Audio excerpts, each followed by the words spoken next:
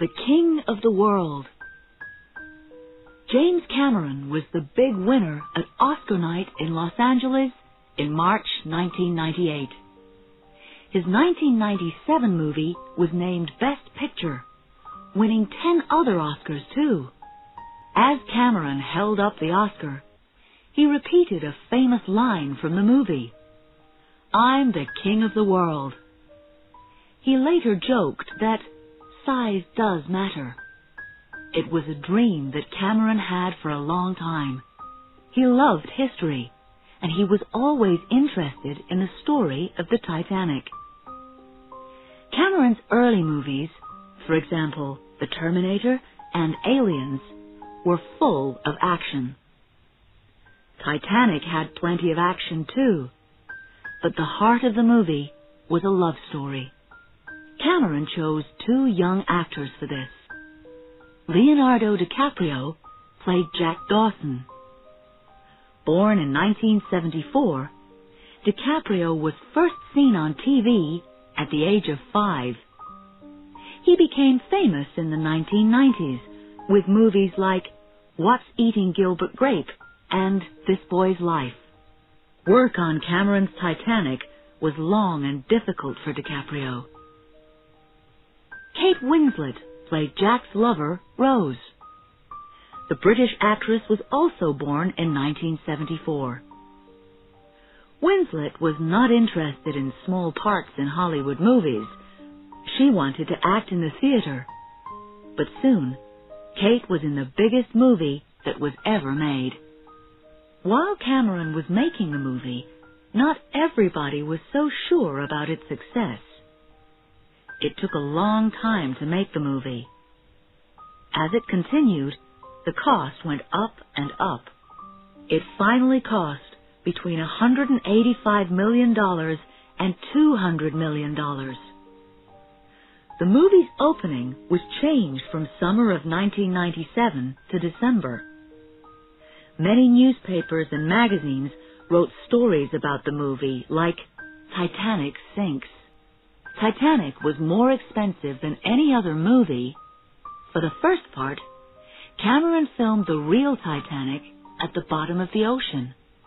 He had to go down to the ship in a submarine 12 times. Cameron filmed most of the movie on a model that was almost as big as the Titanic. He wanted everything on the ship to be like the real Titanic. Clothes, furniture, machines, everything had to be exactly right. Not all newspapers and magazines liked the movie. One called it Dead in the Water. But people around the world loved it. The world's most expensive movie became the biggest success. It earned over $1,600 million. The biggest ship in the world, the biggest and the best. In the 1900s, more and more people wanted to travel across the Atlantic Ocean. The ships became bigger and better as ship companies fought hard for customers. In 1907, the White Star Line decided to build the biggest and the best of all. The company planned to make 3 ships. Their names said a lot about them: Olympic, Titanic, and Gigantic. Next to the Titanic, most other ships seemed small. It was 269 meters, 882 feet long. At the time, the tallest building in the world was only 229 meters, 750 feet. Everyone thought that the ship was also very safe. There were 16 compartments. In an accident, big metal doors could close, and then no water could get from one compartment to another. The ship was even able to float with the first 4 compartments full of water. The Titanic became the famous unsinkable ship. Nobody seemed to worry about another important fact. The ship could carry more than 3,000 passengers, but it only had lifeboats for 1,178 people. lifeboats. There were 20 lifeboats on the ship. Bridge. The ship's bridge gave the captain and officers a good view. Compartments. There were 16 compartments on the ship. Decks. The ship had 9 different decks. The top one was the boat deck. That ship is going to sink. Can some people see the future? Can dreams ever show what is going to happen? A few strange things happened before the Titanic sailed for the first time in 1912. Strange books. In 1898, Morgan Robertson wrote a book called Futility or The Wreck on the Titan. The book told the story of a ship crossing the Atlantic. It hit an iceberg and sank. Almost all of the passengers died because there weren't enough lifeboats. 6 years earlier, in 1892, William T. Stead wrote From the Old World to the New. In that story, too, a ship hit an iceberg and sank. Another ship picked up the survivors. The captain's name was E.J. Smith, the name of the Titanic's captain. 20 years later, Stead traveled on the real Titanic. He didn't survive. Dreams and bad feelings. The Edelmans were planning to return to America on the Titanic. Suddenly, Mrs. Edelman had a terrible feeling of danger. She and her husband didn't travel on the Titanic. Mrs. Blanche Marshall watched the Titanic from an island near Southampton. That ship is going to sink before it reaches America, she said. I can see hundreds of people in the icy water. The Titanic left Southampton on the south coast of England at noon on April 10th, 1912. Even at the start of the trip, the Titanic had bad luck. There was almost an accident in the first minutes of the trip. The danger passed, but for some people, this was a bad start to the famous ship's first trip across the Atlantic. Some people said, it's bad luck. A. The Titanic sailed past 2 other ships, the Oceanic and the New York. B. Because the Titanic was so big, the New York was pulled closer toward it. The ropes broke on the smaller ship. It began to float toward the Titanic. C. Luckily, a small boat was able to tie a rope onto the New York. It pulled the smaller ship out of the way. At this time of year, there was also a danger of icebergs in the North Atlantic. But the Titanic's captain, Edward Smith, wasn't really worried about ice. This was the unsinkable Titanic. The Queen of the Ocean. The Titanic was able to carry more than 3,000 people, but there were only 2,207 people on the ship for its first trip. First class, 322 passengers. Second class, 275 passengers. Third class, 712 passengers. Crew, 898 people. The different classes didn't mix on the ship. They slept, lived, and ate on different decks. Of course, the first-class passengers were on the higher decks. The second-class passengers were in the middle. Then came the third-class passengers at the bottom. First class. The White Star Line called the Titanic the Queen of the Ocean. For first-class passengers, life on the Titanic was as comfortable as life in the most expensive hotels in Europe and America. There were hundreds of servants to look after them. Their private rooms were large and comfortable. They could enjoy a swimming pool, a library, Turkish baths, and excellent restaurants and bars. Some of the richest people in the world were on the ship. In fact, American John Jacob Astor IV was possibly the richest of all.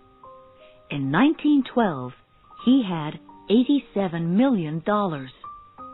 That is more than $1,500 million today. Bruce Ismay, the president of the White Star Line, and Thomas Andrews, the ship's builder, were also on the Titanic. Second class. Life for the passengers in second class was comfortable too. In fact, second class on the Titanic was as nice as first class travel on many other ships. These passengers also had a library and a few bars. They too could walk around on an open deck and enjoy views of the ocean. Third class. More than half of the passengers were in third class. Of course, life on these decks wasn't as comfortable, but the rooms were clean and bright. More than 100 of the third-class passengers were from Ireland. The others came from many different countries in Europe. Most of them had the same dream. They were leaving their problems in their own countries. For them, the United States of America was the promise of a new life. A Passenger's Story, Part 1. 17-year-old Jack Thayer was on the Titanic after a vacation in Europe with his parents. I don't think I'll be bored on this ship. He used the ship's swimming pool every day. A ship with a swimming pool. On Sunday evening, while his parents ate dinner with the captain, Jack ate alone. Excuse me, can I have a light? Of course. The two young men talked for a long time. This ship's wonderful, isn't it? I was on a ship that sank once. It was near Alaska. I must go to my room. My parents will be worried. Good night, Milton. See you tomorrow, Jack. That night... That's strange. The ship has stopped. What's wrong? Something's happened. I'm going out on deck to see the fun. I'll join you in a minute, Jack. We hit an iceberg. I'm sure of it. An iceberg? Continues. The unsinkable ship sinks.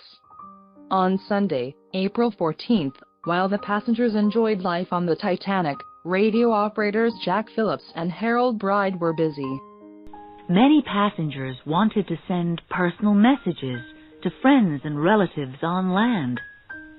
But Phillips and Bride were receiving messages from other ships also. 1:45.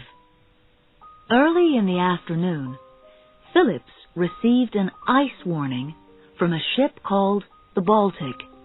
It was the third warning of the day. The message was taken to the bridge, but Captain Smith didn't show it to his officers until 7:15 p.m. 8:40. It was a cold, clear evening now.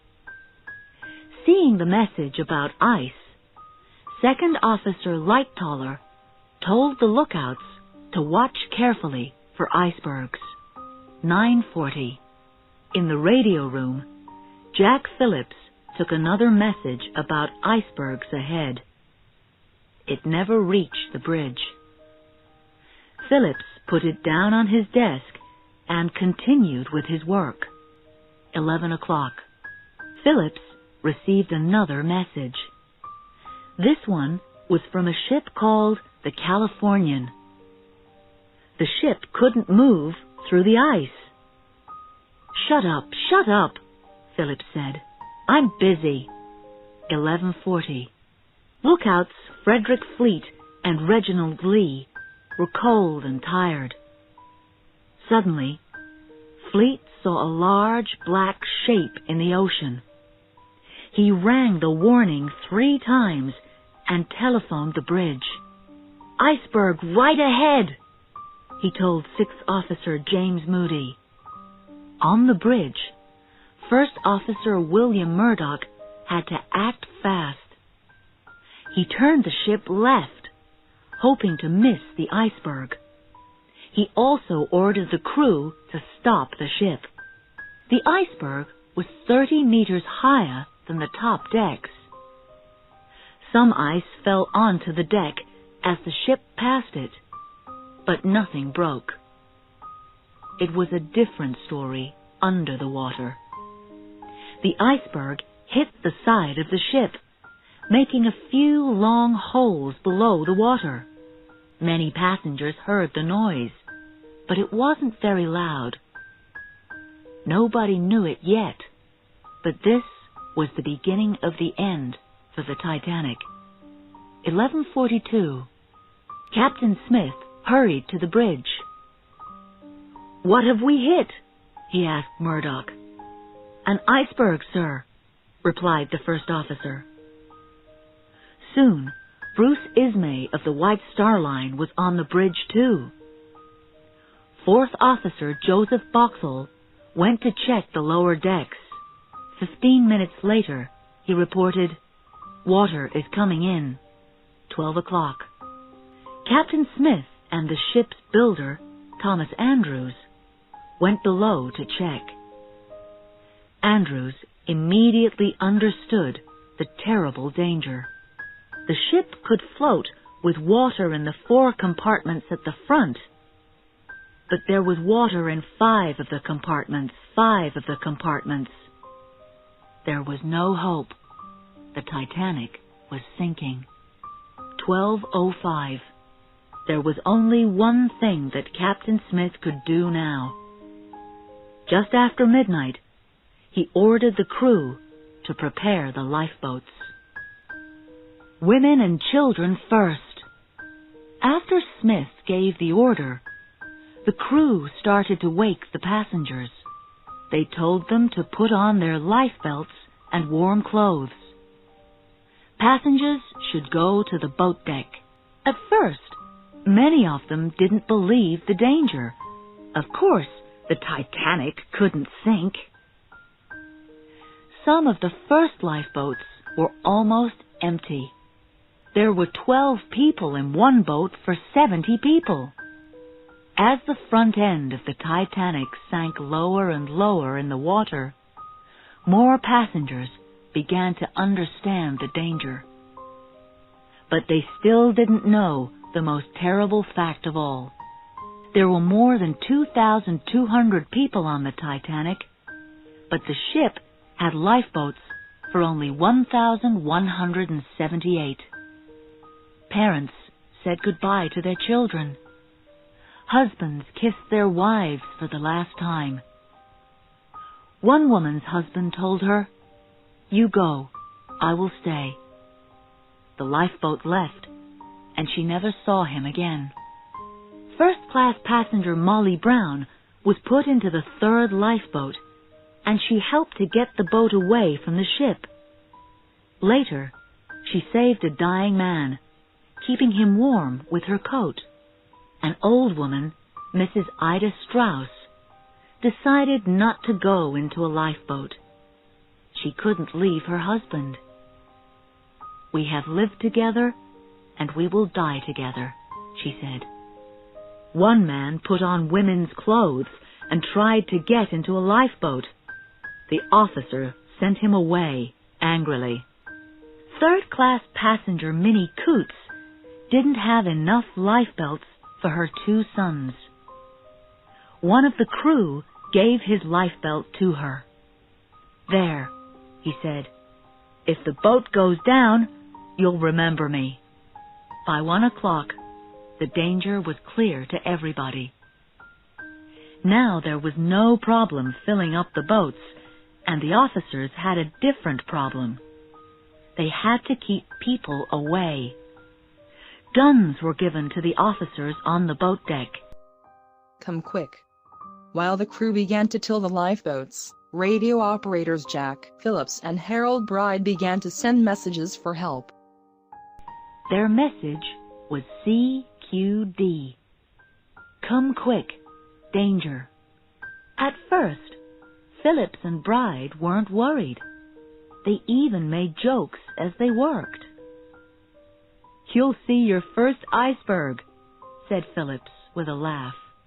"The Americans will enjoy it," answered Bride. "They all like to have ice in their drinks."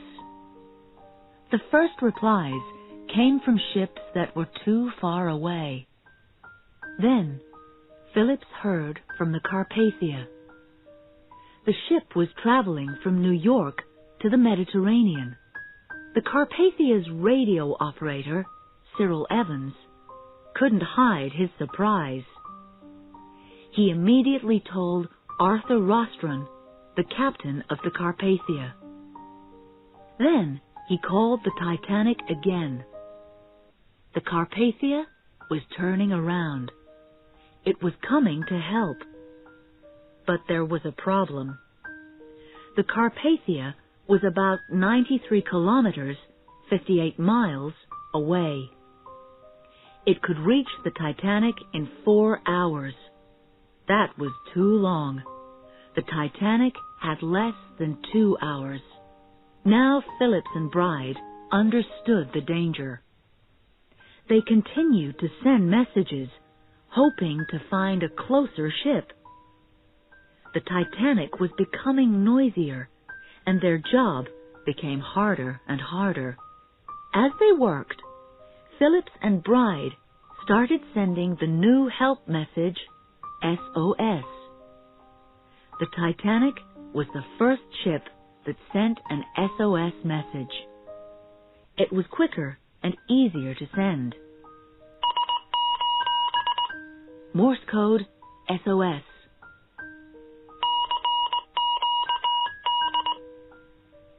Morse code, CQD.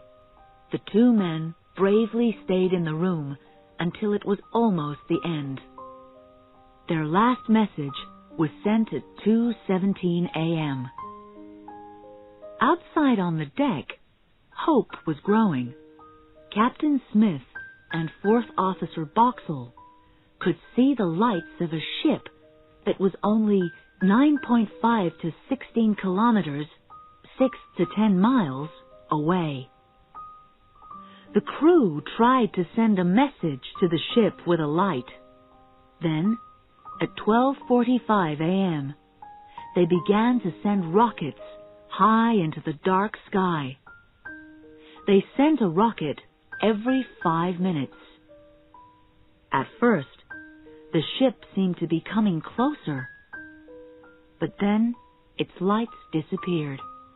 Hopes of help for the Titanic disappeared with them. What was the ship that was so close? Why didn't it help? Some people think that it was the Californian. In fact, the crew of the Californian did see lights in the sky and the lights of a ship, but the ship seemed quite small to them. When they tried to send a message to it, there was no answer. Did the officers on the Titanic see a different ship? More and more people today think that it was a Norwegian fishing boat. Why didn't it help? Maybe it was breaking the law by being in the area. Well, boys, do your best. After 1 o'clock on the morning of April 15th, the Titanic's front end was sinking fast. The band still played and the lights were on, but everyone knew what was happening, and there were few lifeboats left. A 14 or 15-year-old boy tried to hide on a lifeboat. The ship's officer pointed a gun at him. "Be a man," he said. The boy left the lifeboat. When one lifeboat hit the water, its ropes were still joined to the ship. Before it could get away, another lifeboat began to come down on top of it. Luckily, a crewman cut the ropes with a knife in time. Was it true? Many people believe that the third-class passengers were kept away from the boat decks. It is true that many of these passengers lost their lives. Some of the crew did try to help the third-class passengers to the boats. The job wasn't easy. Passengers had to go up the ship's many decks. Many of them didn't speak English. They didn't understand the danger. Some refused to follow the crew and stayed on their deck. Some doors were locked by the crew. Nobody really knows why. Were they following orders? Were they just afraid? But women and children from third class were sent to the boat deck. The most crowded lifeboat left at 1:25 a.m., with 70 people in it. Most of them were women and children from third class. But the men were still kept away from the boat deck. When they reached it at last, it was too late. Almost all the lifeboats were gone. By 2 o'clock, the water was just below the boat deck. When the crew were preparing the next lifeboat, a crowd tried to climb into it. Second Officer Lightoller stopped them by waving his gun. The crew made a wall with their bodies while women and children got into the boat. Now only 2 small lifeboats were left. Each boat could hold 47 people. They were still tied to a roof on the deck. While the crew tried to free these last boats, Captain Smith shouted to them, "Well, boys, do your best for the women and children." Then he told them to save themselves. There was still more than 1,500 people on the ship. Many of them looked for ways to survive. Others prepared to die. First-class passenger Benjamin Guggenheim came on deck in his dinner suit. "We've dressed up in our best and are prepared to go down like gentlemen," he said. At around 2:10 a.m., Wallace Hartley told the musicians in his band to save themselves. All 8 musicians chose to stay with Hartley, and they played a final song together. Suddenly, the front of the ship moved more quickly down into the water. A big wave began to move up the boat deck. The end was here. A Passenger's Story, Part 2. I can't believe that the band is still playing. Jack! Milton, what have you done to this ship? This is serious, Jack. They're putting women and children into the lifeboats. Come this way. Then, there are too many people. Where are my parents? I can't see them. the friends watched as lifeboat after lifeboat left. Soon, the end was near. Look! He's tying chairs together. Climb up here. This is it, Jack. Good luck.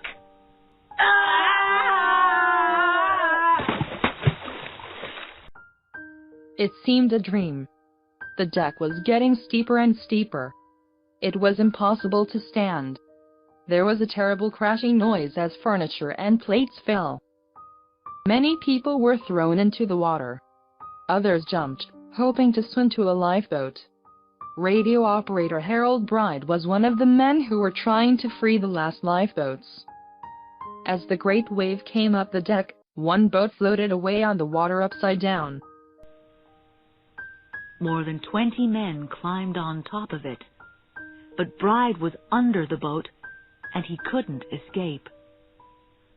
For 45 minutes, he held onto the boat in the freezing water. In the great ship's final minutes, the lights went out. There was no moon that night, but some light came from the stars in the clear, dark sky. Suddenly, there was a new noise. This was the loudest of all, and it could only mean one thing. The ship was breaking in two. People were still falling. Others chose to jump now. One passenger spoke of the last seconds as the ship sank. Slowly, the water seemed to come up toward us. It seemed a dream. At 2:20 on the morning of April 15th, the Queen of the Ocean was gone. At first, the people in the lifeboats were most afraid for their own lives. One crewman shouted, "Pull for your lives!" But they had to decide what to do. The Titanic was gone, and hundreds of people were in the icy water of the North Atlantic. Some were holding on to furniture. Others were trying to swim. Many were screaming for help. To the people in the lifeboats, the noise seemed to fill the night. As the front part of the ship sank, the back came up out of the water. It climbed higher and higher. B. The ship broke in two. The front part sank. C. The back part of the Titanic fell back. It sat flat in the water for a short time. Hope grew in some passengers. They probably thought, "It's going to float." D. Then this part of the ship began to sink too. Soon, the back of the ship was high in the air. It didn't move for a few minutes. Then it began to sink, moving faster and faster into the dark water. In the water, the people in the lifeboats listened to all those cries for help. Imagine the terrible discussions. You sit in the lifeboat. The cold is terrible, but you know that it is much, much worse for the people in the black water. You can hear their screams in the dark. "They can't stay alive in the freezing water," says a man in the boat. "It's too cold. Our friends and relatives are dying," shouts a woman holding a small child. "My husband stayed on the ship. We have to go back and help." The crewman shakes his head. "We can't. If we go back, too many people will try to get into the boat. Then we'll all die. We have to save ourselves now," agrees a man at the back of the boat. He is crying as he speaks. You listen in silence. The screams are becoming quieter as the people in the water become weaker and weaker. Soon, it will be too late. What do you think? What was the right thing to do? In fact, only one of the lifeboats did go back. Fifth Officer Harold Lowe ordered a search for survivors, but it was too late. When they arrived, most people were dead. Only 12 people were pulled from the water. One of the people in the water that night was young Jack Thayer. A Passenger's Story, Part 3. Jack was a strong swimmer, but the water was icy.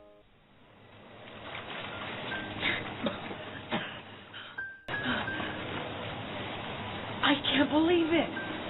The ship is breaking in two! Milton!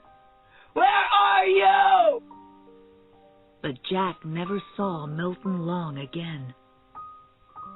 Most of the men on the boat were from the ship's crew. Here, boy! Help me! Where were you? I was under the boat. Others were not as lucky. You can't come on! One more will sink us! That's all right, boys! Good luck to you! Soon, the ocean was silent and empty. Dead. They're all dead. My name's Harold Bride. I'm a radio operator. The Carpathia is coming to help. I hope she arrives soon. As morning arrived, the ocean became rougher and rougher. Then, What's that? Over there! It's a star! No! It's a light! It's the Carpathia, Jack! She's here! The Carpathia arrives. When he received the Titanic's SOS message in the night, Captain Rostron of the Carpathia ordered his ship to go as fast as possible. There was a lot of ice in the area, but Rostron was a good captain. The Carpathia saw a rocket from one of the lifeboats at 4 a.m., less than 2 hours after the Titanic sank. It wasn't easy to find all of the survivors. The lifeboats covered a 6.5-kilometer, 4-mile area. It took Rostron and his crew 4 hours to pick up everybody. People in the boats waved and shouted. Some burned letters and papers so the Carpathia could see them. Captain Rostron ordered his crew to count the survivors. They counted 705. Later, people guessed 711 or even 757 survivors. That meant that more than 1,500 of the Titanic's passengers and crew died. Who lived and who died? Bruce Ismay, the president of the White Star Line, escaped in one of the last lifeboats. Thomas Andrews, the ship's builder, died with the ship. He never even put his lifebelt on. Captain Smith didn't survive. There was a newspaper story about him saving a baby in the water. It probably wasn't true. Harold Bride lived. He even worked in the radio room as the Carpathia sailed to New York. Jack Phillips wasn't as lucky as Bride. He swam to a lifeboat but died of cold in the night. Second Officer Charles Lightoller survived. He was the last survivor who climbed onto the Carpathia. Wallace Hartley and the musicians in his band went down with the ship. Molly Brown lived and became famous for her bravery on the night of the disaster. In 1960, there was even a musical play about her, The Unsinkable Molly Brown. Jack Thayer found his mother on the Carpathia. His father died on the Titanic. He later wrote a letter to Milton Long's parents, describing their son's last hours alive. First class. Men, 54 lived. 119 died. Women and children, 145 lived. 10 women and 1 child died. 60% survived. Second class. Men, 15 lived. 142 died. Women and children, 104 lived. 24 died. died. 42% survived. Third class. Men, 69 lived. 417 died. Women and children, 105 lived. 119 died. 25% survived. The crew, men, 194 lived. 682 died. Women, 20 lived. 3 died. The world cries. At first, as the Carpathia traveled back to New York, no messages were sent to the waiting world.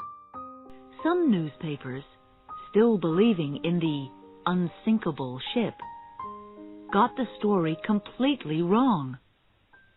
In their news stories, the Titanic was safe and all the passengers were alive. When the news was finally known, sadness and surprise were felt around the world. 10,000 people were waiting when the Carpathia arrived in New York on the evening of Thursday, April 18th. Through newspapers and radio, the eyes of the world were on the ship and its survivors. Even after the terrible accident, things were very different for first-class and third-class passengers. The survivors from first class were taken to the best hotels in New York, but the passengers from third class were in a new country without any money or clothes or any of their things.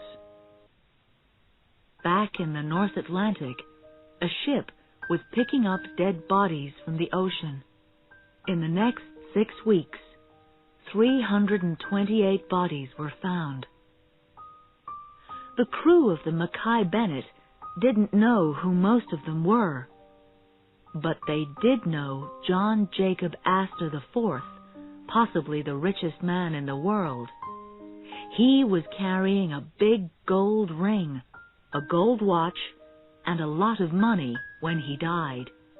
None of it helped him. In Britain and the U.S., people were angry about the disaster. Many questions were asked. Why didn't Captain Smith act on warnings about ice? Why did Bruce Ismay survive when his passengers died?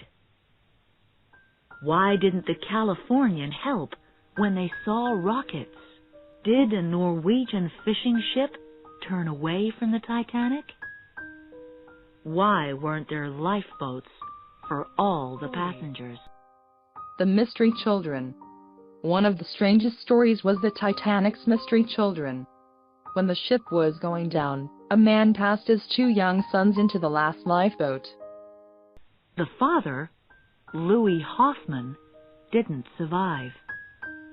The boys arrived in New York on the Carpathia, but nobody knew who they were. No family was found. In fact, Louis Hoffman wasn't the father's real name. It was Michel Navratil. Navratil took the boys from their mother in France and decided to start a new life with them in America. He didn't want their mother to know. Finally, the mother saw her sons in a newspaper, and the boys were sent back to France. There they told her their father's last words. Tell her that I loved her and still do. An unbelievable story. Alice Cleaver was a nurse traveling on the Titanic with a family in first class. The Allisons didn't know that years earlier, Alice killed her own child. But now, she was helping to look after the Allisons' 2 children, Trevor and Lorraine. On the night of the accident, the Allisons went on deck. Alice Cleaver acted quickly. She picked up the baby, Trevor. I won't let him out of my arms," she told the boy's mother. Then she left and found a lifeboat. After she got on the Carpathia, she kept Trevor Allison with her. All the newspapers called her very brave. But the Allison family thought that Trevor's parents died on the ship because they were looking for their son. Their other baby, Lorraine, died with them.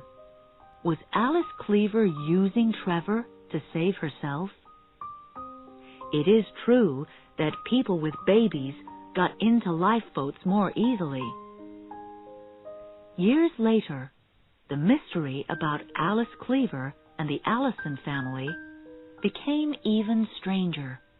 In 1940, an American woman, Lorraine Kramer, spoke on the radio. Her story was hard to believe. She was Lorraine Allison. This was her story.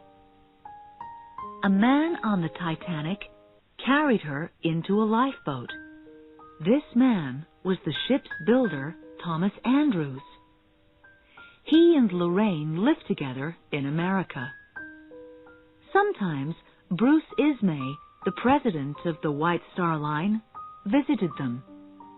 He wanted them to hide because they knew important secrets about the Titanic. Kramer was probably not Lorraine Allison. She was probably looking for money. In fact, many people think that Alice Cleaver helped her with information about the real Lorraine Allison. Interest in Lorraine Kramer's story showed that years after the accident, people were still interested in the Titanic. The world saw one world war and then another, and the great ship lay in darkness at the bottom of the Atlantic. But many people dreamed of finding the Titanic again. Leave it there. The ocean was 4,000 meters, 13,120 feet deep, where the Titanic lay. The water was black. Some people tried to find the ship, but without success. In 1985, Robert Ballard and Jean Jarry were looking for the ship. There were 23 crew and 23 scientists on their ship, the Canoe. The team was using a submarine without a crew to search the bottom of the ocean. They worked for weeks and found nothing. Then, on September 1st, they saw pieces of metal on the ocean floor. Soon, they couldn't believe what the camera was showing them. There was a big, dark shape in the water. It was the front part of the Titanic. The crew and scientists of the Canoe were silent for a minute as they remembered the dead of the Titanic. When the ship was discovered, some of the mysteries of the Titanic were solved. The front part of the ship lay 600 meters, 1,970 feet, from the back. So the Titanic did break in two as it sank. Before the ship was discovered, people weren't sure about this. The ship sank 21 kilometers, 13 miles, from the position that Jack Phillips and Harold Bride gave on the radio. Ballard and his team returned the next year to look at more of the ship. All of the wood was gone, but some things on the ship looked almost new. Ballard's pictures of the Titanic became very famous. But Ballard didn't bring anything up from the Titanic. He wanted to leave it all at the bottom of the ocean. In 1987, the ship was visited by a team with a different idea. This time, the scientists went down in the submarine. they brought 1,800 things up from the Titanic. A box from the ship was even opened on a French TV show. It was empty. Many of the survivors were angry about all of this. When Ballard was asked for his opinion, he said, in a word, sad. This didn't stop the French team returning a few years later. They brought 3,600 things up from the Titanic. What will the future of the Titanic be? One businessman wants to sell trips to the ship. Will anyone ever bring the ship back up from the bottom of the ocean? Survivor Ava Hart hoped not. Before her death in 1996, she said, The Titanic on film. when James Cameron was writing the movie Titanic, he wanted to show the rich history of the ship and its many true stories. He soon became sure of one thing. The love story between Rose and Jack was the most important part of the movie. If people worry about the two young lovers, they will understand the disaster more. The movie story doesn't begin in 1912. It starts in the present day, when Rose DeWitt Bukater is old. She thinks back to the past. The camera shows us the young Rose when she sees the Titanic for the first time. Rose DeWitt Bukater is getting on the Titanic in Southampton. It doesn't look any bigger than the Mauretania, she says, speaking about another famous ship. British actress Kate Winslet played the young Rose, unhappy at the thought of her future with rich Cal Hockley, Billy Zane. All of the clothes here are exactly like the clothes of 1912. Jack Dawson is a poor young artist, traveling third class back to America from Europe.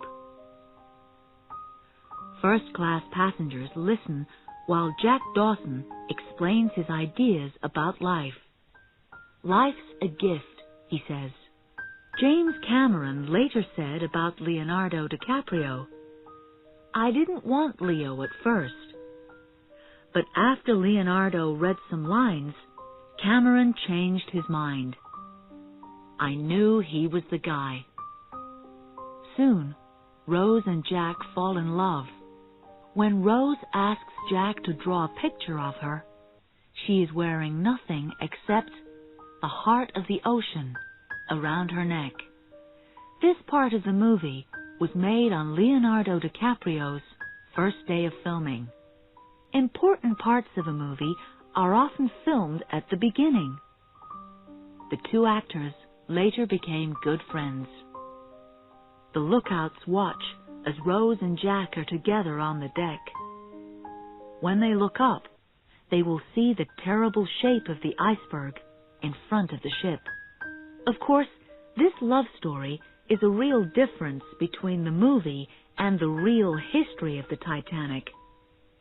But, James Cameron explains, Rose's love for Jack plays a part in the terrible accident that follows.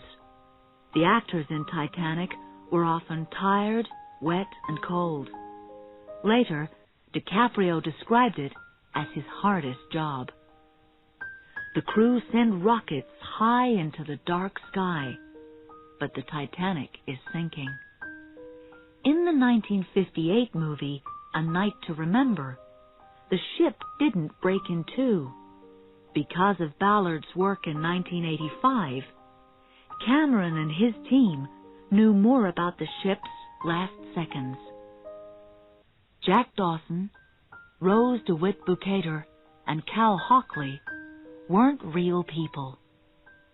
But many of the people in the movie did exist. The movie shows Captain Smith and most of the ship's officers. First-class passengers Molly Brown and Benjamin Guggenheim. Bruce Ismay, the president of the White Star Line, and Thomas Andrews, the builder of the ship, Jack Phillips and Harold Bride in the radio room. In the movie, Jack Dawson says that the cold water feels like knives. These words come from one of the real survivors.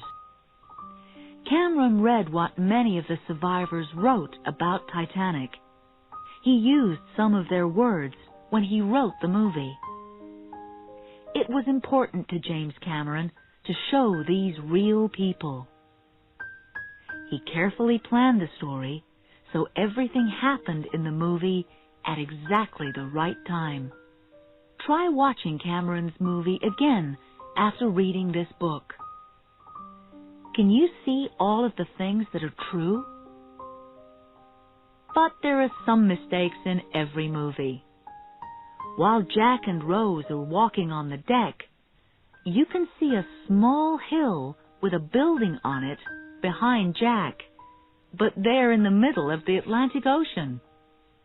As Rose finishes her story to Brock Lovett and his crew, the last line of her story is, "He exists now only in my memory."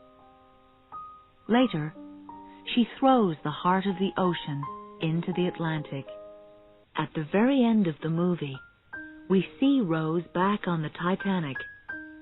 She is young again, and Jack Dawson is waiting for her. The two are together again. James Cameron says that people always ask him about this.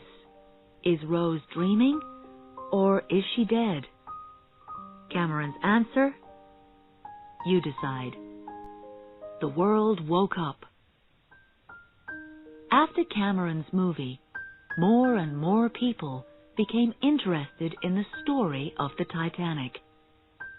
Every year, there are more and more books and videos on the subject. Why? After so many years, why are people still interested in the Titanic? There have been worse accidents on the ocean in the years since then. What is so special about the Titanic? Some people think that the sinking of the Titanic showed the end of one part of history and the start of another. Before the Titanic sank, it was a time of great hope. People felt good about the world's future. Buildings were becoming taller, machines were becoming faster, and, of course, ships were becoming bigger and bigger. Anything seemed possible. For many people, that dream of a wonderful future sank with the Titanic. After April 15th, 1912, the world seemed a different place. Just 2 years later, the First World War began. Millions of people died. New machines were used to kill more and more people. Maybe Titanic survivor Jack Thayer was right when he wrote, "The world woke up on April 15th, 1912.